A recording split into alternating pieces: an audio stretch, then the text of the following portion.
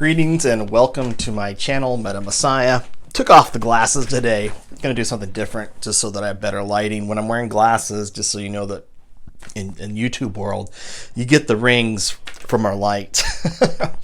I want to talk more about other things, not lighting, but kind of a light. The light of enlightenment.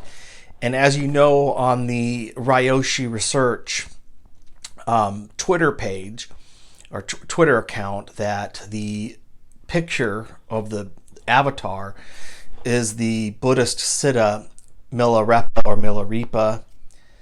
Not sure how to pronounce it, but I'd say Milarepa. And it's about a very important Buddhist long ago who was a murderer. Or I guess he said he trained, or the story goes, he trained in various sorceries to murder people as revenge. And he felt so bad about it, he went on to seek enlightenment as a Buddhist disciple. And as it goes, he had to go through many trials and ordeals and disciplines, and came to realize that in order to achieve certain things in life, that he needed to both have accepted and embrace sacrifice and hardship, as well as have humility. And I think it's really a beautiful metaphor with Ryoshi as he left the community that he chose Milarepa. Now, obviously the Sukha people are going to be like, no, he chose Milarepa because of the connection to Sukha. And that's because of the author of the book or writings about Milarepa, because there's a TS in his first name and his last name ends in U.K.A. And while there might be a connection there, that's fine. But one of the things about the story is about this idea of death and like a frightening rebirth, the fears of death and this rebirth. And in Buddhism, rebirth is very important. I think so even in Zen Buddhism, which is what I am more into. But the idea of rebirth, like even in some Asian cultures, when they turn 60 years old, they're not like, oh no, I'm getting old, I need to retire soon, I'm this old geriatric senior person. No, it's 60 is a very special year. It's a year of rebirth. And that's one of the things I focus a lot on in my life, is every day is a rebirth.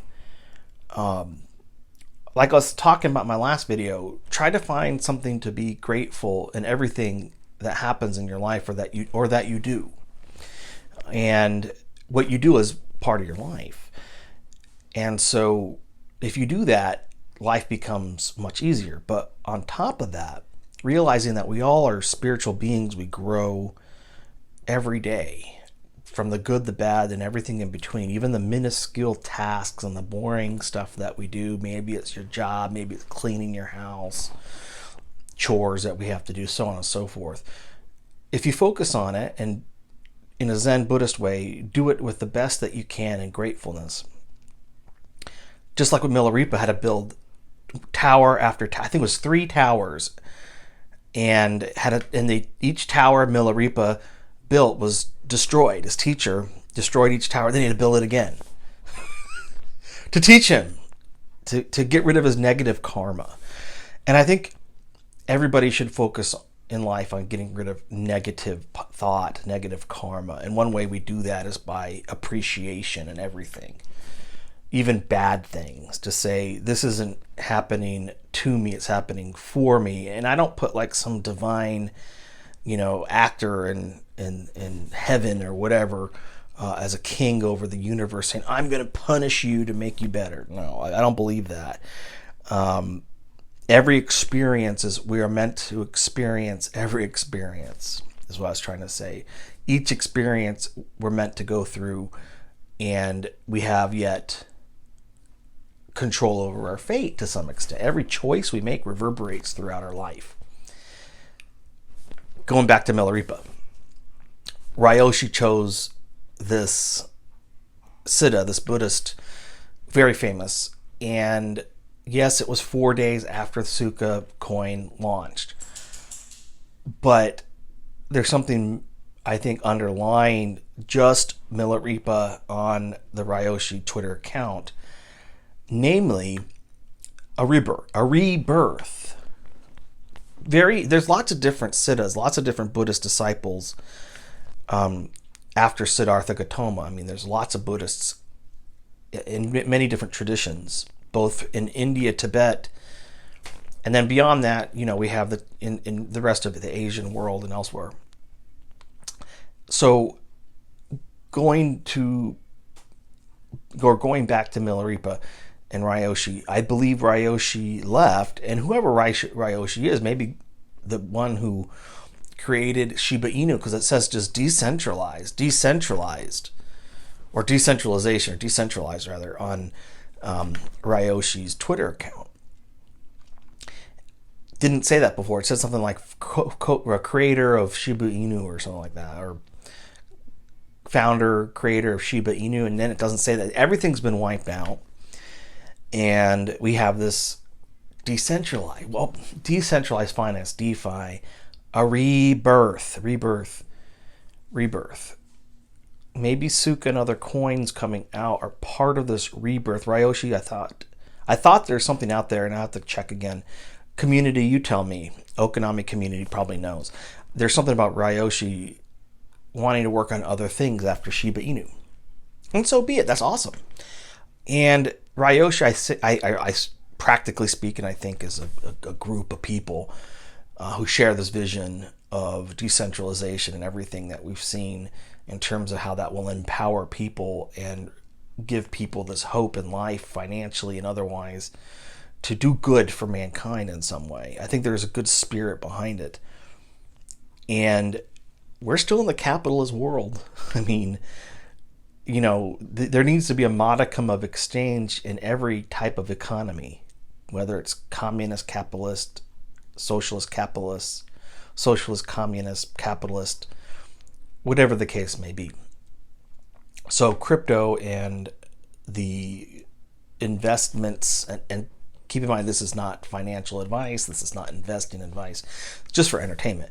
Crypto and this DeFi emergence, the Ryoshi people behind Ryoshi, or the people even in Shiba Inu, the people in Ethereum even, like Vitalik Buterin and others, his friends, and now with Okinami, share this core vision, and that is surrounding decentralized finance, but also this spirit of improving the lives of people. And I think that's an important message. In a rebirth, good things can come out of it. And I do believe Okinami, to conclude, is in part of this rebirth of Ryoshi, is the rebirth of decentralized finance in and of itself. Something that big, something that will be a monumental thing in the DeFi, Ethereum, ERC20 ecosystem.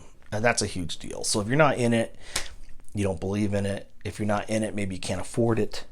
And if you can't afford it, enter the raffle. There's a link on my description for the raffle.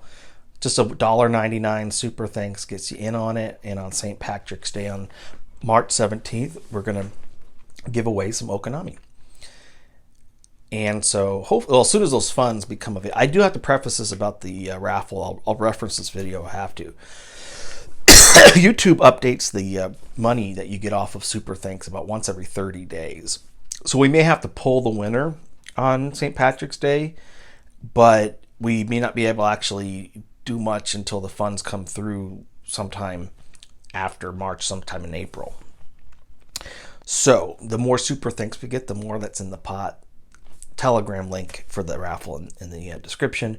For all those in the Okinami community, just hang tight, be patient, be like Milarepa, and go through the trial and ordeal of humility, sacrifice, pain, whatever you want to call it. It all pays out in the end. Please like, subscribe, share.